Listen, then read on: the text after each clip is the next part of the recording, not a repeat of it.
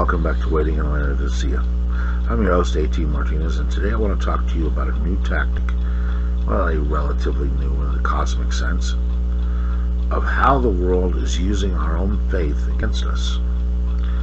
What I mean is, have you heard politicians and other people, especially progressives, talk about how Christians aren't living their lives correctly? We see this example seen when basically the way it works is they sit there and they quote something from the Bible and they go, see, this is why you should be doing what we want you to do. One example of how it is used is in the discussion of illegal immigration. In illegal immigration, you get comments made along the lines of, well, if Egypt had our border policy, Christ wouldn't have been able to go hide there from Herod. Well, okay. The other one you hear is the use of the phrase that it is easier for a camel to go through an eye of a needle than a rich man to get into heaven. This comment, another trend comment that was done in this line, was back with when Barack Obama was running for the presidency and became president. There was actually even a bumper sticker that said that Christ was a community organizer. The idea behind all of this is to use your faith, your belief in God and in the Bible, to undermine your stance politically. Well, the problem with the way they're doing this is sometimes they're misusing the Bible, and sometimes they're taking things that are supposed to be done for individuals and trying to apply it and say that, well, see, that's why you have to let the government do this. No. Don't let them twist your beliefs into something to where you end up supporting their beliefs. Okay, let's take a look at a few things. Obama was a community organizer. Yes, he was. Was Christ a community organizer? I wouldn't have called him that. He wasn't trying to organize a community. He was a prophet. If you accept him as nothing else, that he was. He came to tell us all, not just one community, that we needed to get our lives straight. Now, most of us know that he was also the Son of God. He was not running to be a politician. Do I believe that Christ would ever run for President of the United States? No. You can't serve two masters. You can either serve God or you can serve the United States. I don't agree with the idea of any minister trying to become a politician. Again, you can't serve two masters. One is a secular master, the other one is God. And God don't share. The idea of letting the government do your job for you? No. Number one, that undermines you. Number two, that undermines God.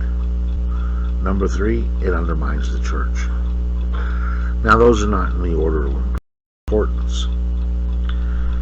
The most important part of it is it undermines God. Because God has asked his people to give to those in need and help them. If we have the government doing it, then who is really helping whom? Now, the government will tell you that they help millions of people. And I'm sure they do. The problem is, are they really helping them? Or did they get the wrong idea? Take a look at there's the old adage of, if you give a man a fish, he eats for a day. If you teach a man to fish, he eats for the rest of his life. The government is really good at giving fishes, but not teaching how to fish. Now, when we as Christians help those in need, we need to go beyond just giving fishes. We need to start teaching people how to fish and how to survive. Because part of the Bible also says if you don't work, you don't eat. The whole point of all this episode is simple. The world and society is going to take your beliefs and take your faith and use it to undermine you. you and your own personal beliefs. They're going to try to twist things so that you feel compelled to support them. Before you accept someone's use of the Bible, someone quoting the Bible at you over a political narrative, read it. Read the Bible. Does it really say to go out and let everybody come into the country with no system? See, that's part of the problem. When they're talking about helping illegal immigrants, they were basically telling you, let people come in, and who cares if they break your laws? There were no laws back then stopping people from crossing borders. There's no reason to. There's plenty of space, plenty of opportunity, and the governments back then did not feed the poor. Society, individuals, churches, religions fed the poor. So, yeah, Christ went to Egypt. He didn't break a law to do it. Can you come to the United States without breaking a law? Of course you can. And does the people that are breaking the law actually hurt those that are trying to come here legally? Yes, they do. So, comparing apples and oranges doesn't get the job done.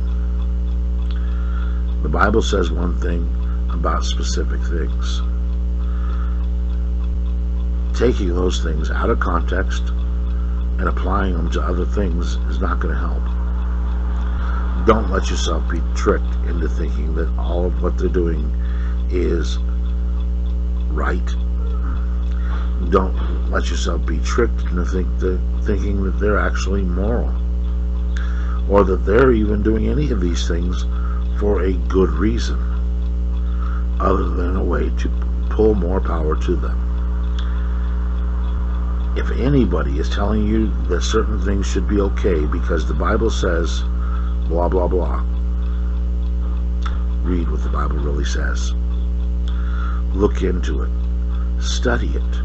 Remember, I've said before, we should all become Bible experts. Why? Because this is our beliefs. You should know your beliefs and understand them. Yes, the Bible tells us to take care of the poor and the needy, but it tells each and every one of us to do it. It doesn't say forming an organization and let them do it by taking money from everybody else to give to the poor. We're not talking Robin Hood religion here. So, as they sit there and they quote their quotes, remember, they may not be quoting them right, they may be taking them out of context, and they may be applying something that is a specific injunction on you, or a commandment to each and every one of you, and trying to get you to let somebody else do it for you. Think it over. Take a look at it. Research. Don't blindly follow those that say. Not even saying to follow me. No. Read the Bible and follow it. This has been Waiting in Laodicea.